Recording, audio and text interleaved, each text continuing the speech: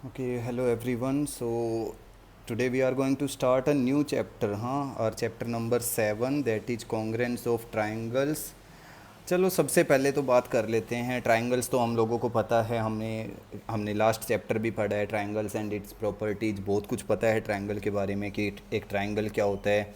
Any close three sided figure है ना, any polygon of three sides. Congruence क्या होता है, what is the meaning of congruent. अगर तुमसे कोई पूछ ले कि ये कॉन्ग्रेंट होता क्या है, जिसको हम कॉन्ग्रेंस या कॉन्ग्रेंट बोलते हैं, हाँ। सी कॉन्ग्रेंट या कॉन्ग्रेंस जो होता है उसका मीनिंग सिंपल है। If any two things are same in size and same in shape. Shape और साइज में अगर कोई दो चीज़ें बिल्कुल सेम है। देखो, अगर मान लो मैं एक चीज़ बना रहा हूँ, मैंने एक बनाया स्क्वायर और एक है ट्राइंगल, क्या ये कॉन्ग्रेंट है? ये तो नहीं है, क्योंकि देख लो ना, शेप ही अलग हो गई। पहली चीज़ मैंने क्या बोल दी कि शेप जो होनी चाहिए वो सेम होनी चाहिए। शेप है ना, यानी कि अगर एक स्क्वायर है तो दूसरा भी क्या होना चाहिए, स्क्वायर। अच्छा, अगर मैं कहूँ कि मैंने अब ये स्क्वायर बना दिया दूसरा, तो क्या अब ये कॉन्ग्रेंट हैं? नो, अभी भी ये कॉन्ग्रेंट नहीं है, क्योंकि सेकंड थिंग मैंने क्या बोला कि साइज भी सेम होना चाहिए। Shape and size, any two things that are similar in, that are equal in shape and size, that these things are called as congruent.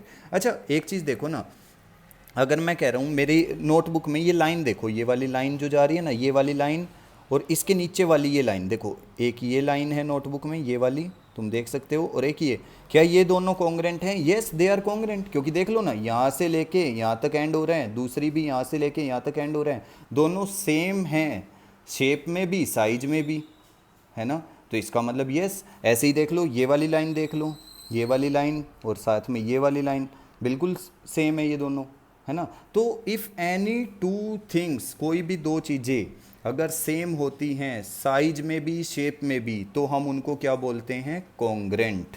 I hope कि कॉन्ग्रेंट का meaning बहुत अच्छे से समझ आ जाएगा तुम लोगों को यहाँ से। नाउ सबसे पहले आते हैं हम कॉन्ग्रेंस ऑफ लाइंस के ऊपर, कि दो लाइंस क्या होती हैं, दो लाइंस कब कॉन्ग्रेंट होती हैं। अभी जैसे कि मैंने बता ही दिया है वैसे तुम लोगों को कि दो लाइंस कॉन्ग्रेंट कब होती हैं, when ever they are having same shape, sorry same size. क्योंकि देखो, शेप तो लाइन तो हमेशा लाइन ही रहेगी ना। अगर मान लो मैं एक लाइन ए बी ड्रॉ कर रहा हूँ, A B, and it is 4 centimetre, एक और लाइन मैं ड्रॉ कर रहा हूँ, देखो पी क्यू, ये भी 4 सेंटीमीटर है। अब लाइन की शेप तो सेम ही रहती है, बट देखो ना, अगर ये भी 4 सेंटीमीटर, ये भी 4, मतलब मैं इस लाइन को उठा के इसके ऊपर रखूँगा तो ये इसको कवर करेगी, means A B P Q को कवर कर सकती है, पी क्यू ए बी को कवर कर सकती है पूरा, दोनों। कॉन्ग्रेंसी में ना ये चीज़ बहुत इंपॉर्टेंट है, दिमाग में सिर्फ एक चीज़ बैठाओ, you have to remember only one thing, that if two shapes are congruent, if two shapes are congruent, that means they can cover completely each other। वो एक दूसरे को completely cover कर सकते हैं। मतलब कैसे, देखो, अगर मेरे पास एक पेज है, ये वाला पेज, ठीक है, क्या मेरा ये वाला पेज उस दूसरे पेज को completely कवर कर रहा है? यस। और क्या मेरा ये वाला पेज उस दूसरे पेज को completely कवर करेगा? यस। तो करेगा ना।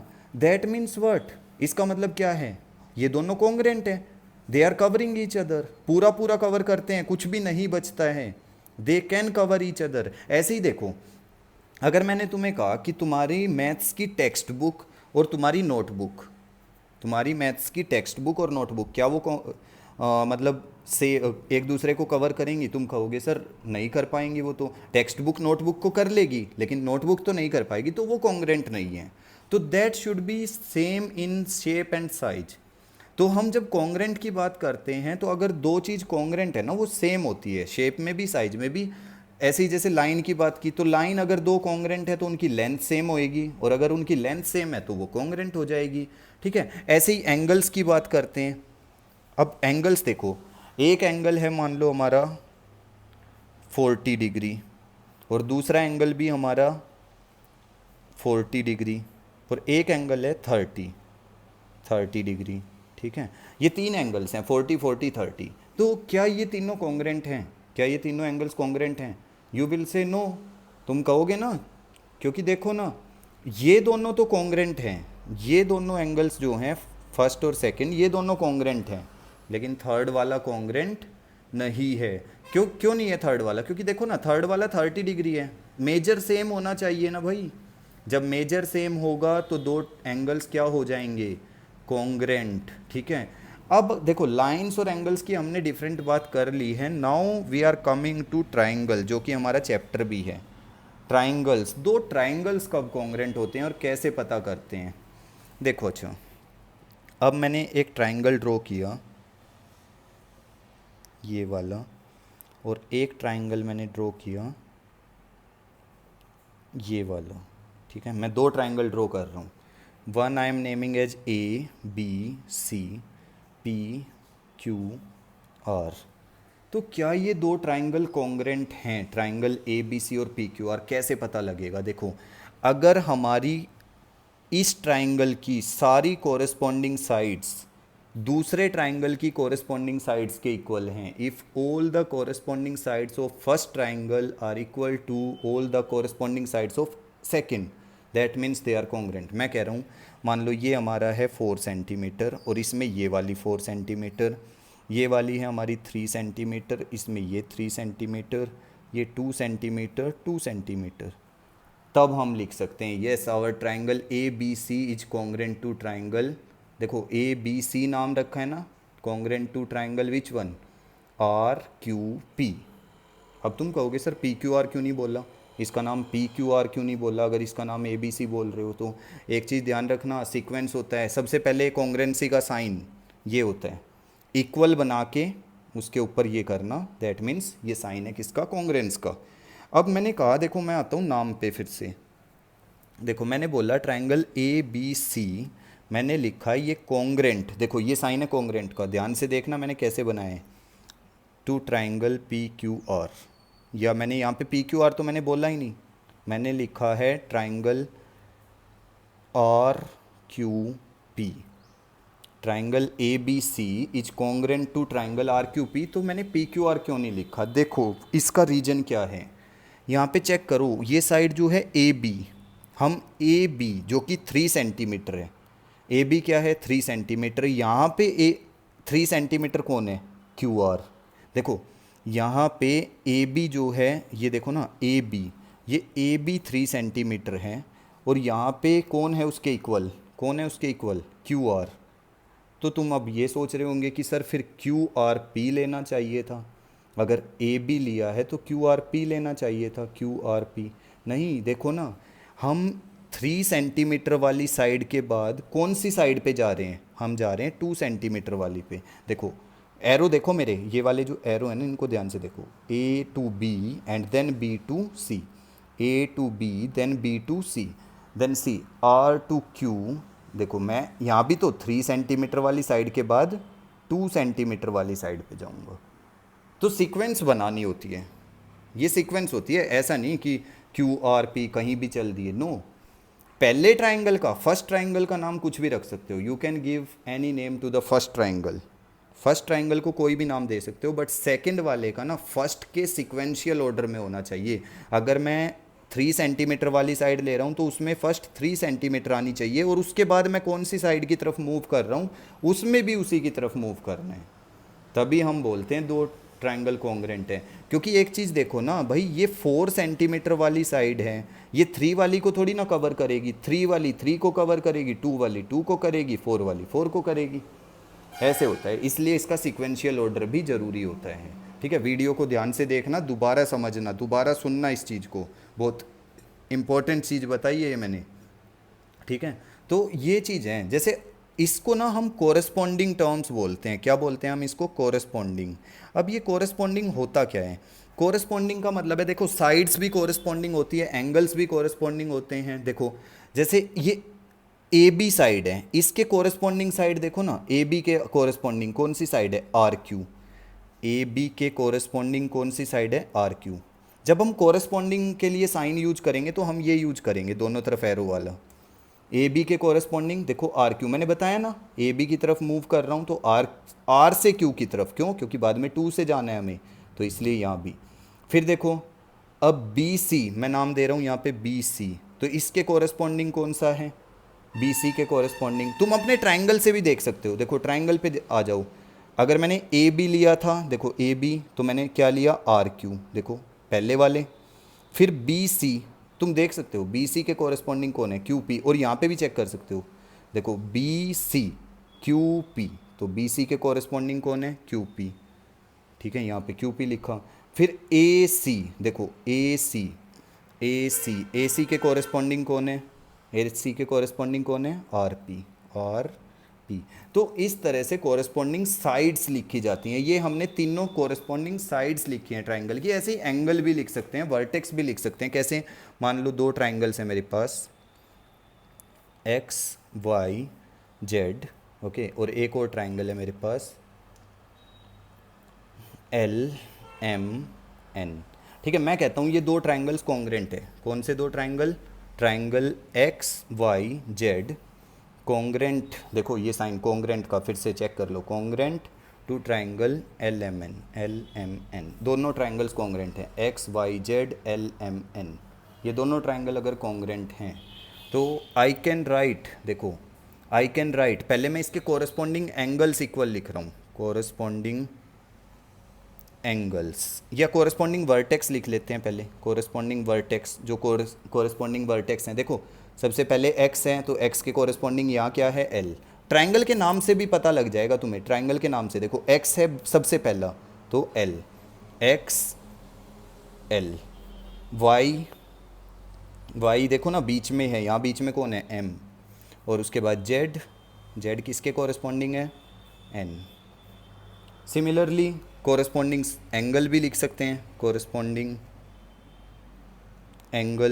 एंगल्स लिखने हैं कोरस्पॉन्डिंग, देखो एंगल x किसके कोरस्पॉन्डिंग है, एंगल l, ठीक है। मैं तुम्हें होमवर्क में दे देता हूँ, चलो बताओ एंगल y किसके कोरस्पॉन्डिंग है, ये वाला तुम होमवर्क में लिखना, और एंगल z किसके कोरस्पॉन्डिंग है, ये वाला भी, ठीक है।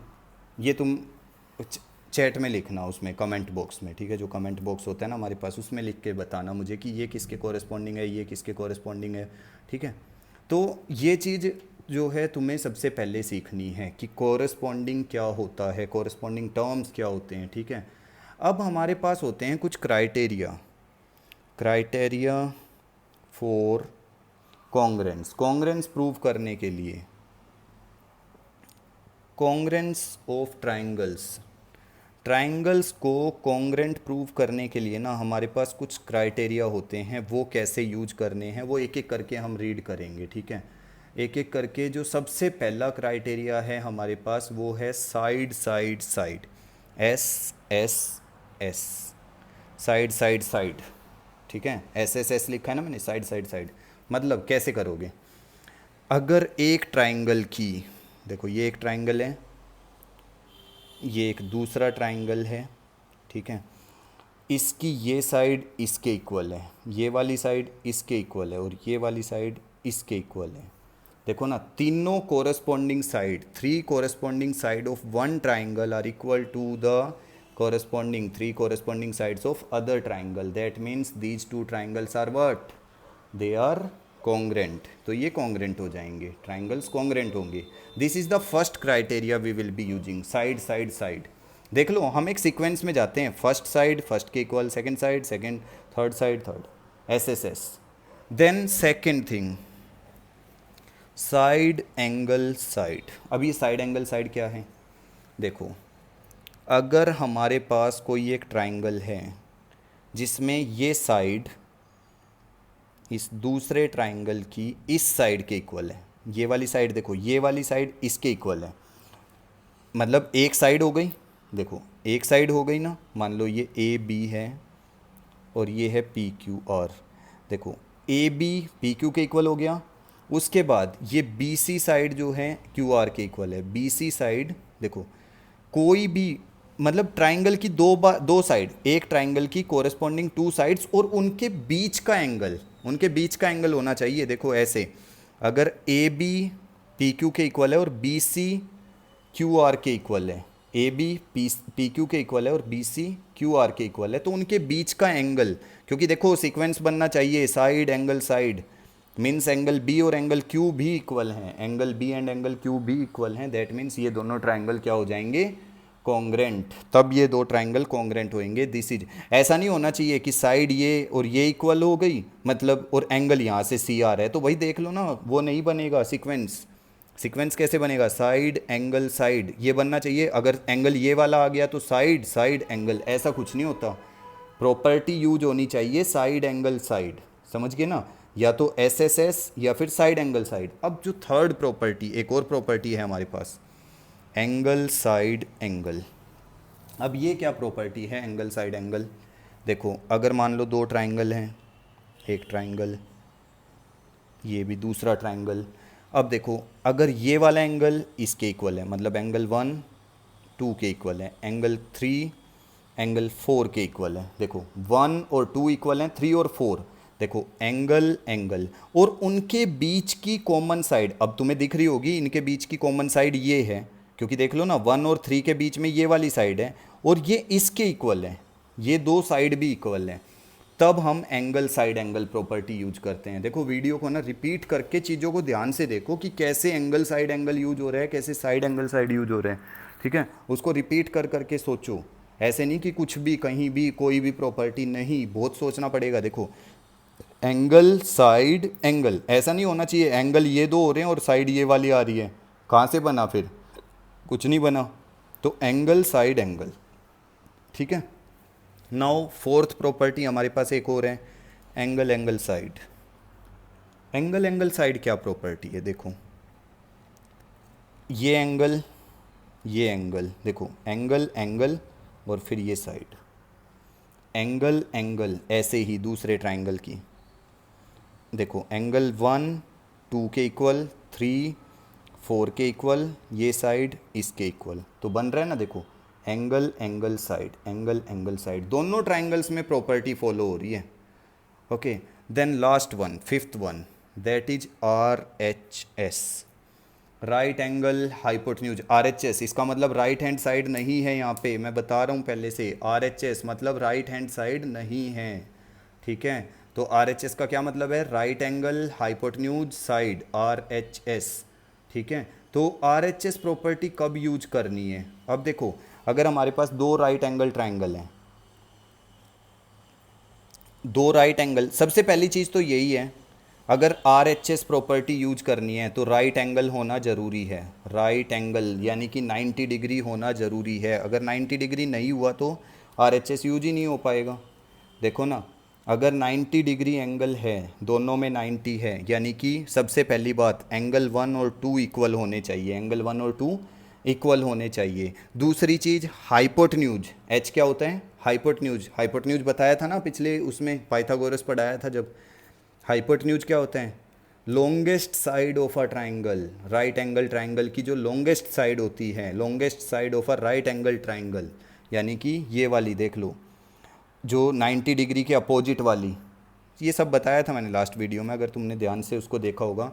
तो राइट एंगल फिर हाइपोटेन्यूज इक्वल होना चाहिए, मतलब हाइपोटेन्यूज जो है दोनों के इक्वल होने चाहिए, ये बड़ी वाली साइड जो है ना इक्वल होनी चाहिए दोनों ट्राइंगल की, राइट एंगल हाइपोटेन्यूज। और थर्ड थिंग, उनकी कोई भी एक साइड दूसरी साइड के इक्वल होनी चाहिए। देखो ये वाली साइड इसके या फिर ये वाली साइड इसके, कोई भी एक साइड हो सकती है। राइट एंगल हाइपोटेन्यूज और साइड, अगर ऐसा है तो हमारे पास प्रॉपर्टी लगती है आर एच एस, ठीक है? दिस इज ऑल अबाउट, ये पूरा चैप्टर पता है इसी पे बेस्ड है। अगर तुम इसको ध्यान से करोगे ना, you will be able to solve every question. इससे ज़्यादा इस चैप्टर में कुछ नहीं है। You have to right corresponding sides, corresponding angle, this kind of properties are there, है ना? तो ये सब सॉल्व कर लो, हो जाएगा। और वीडियो को बार बार रिपीट करके देख लो, सब कुछ समझ आएगा पूरा।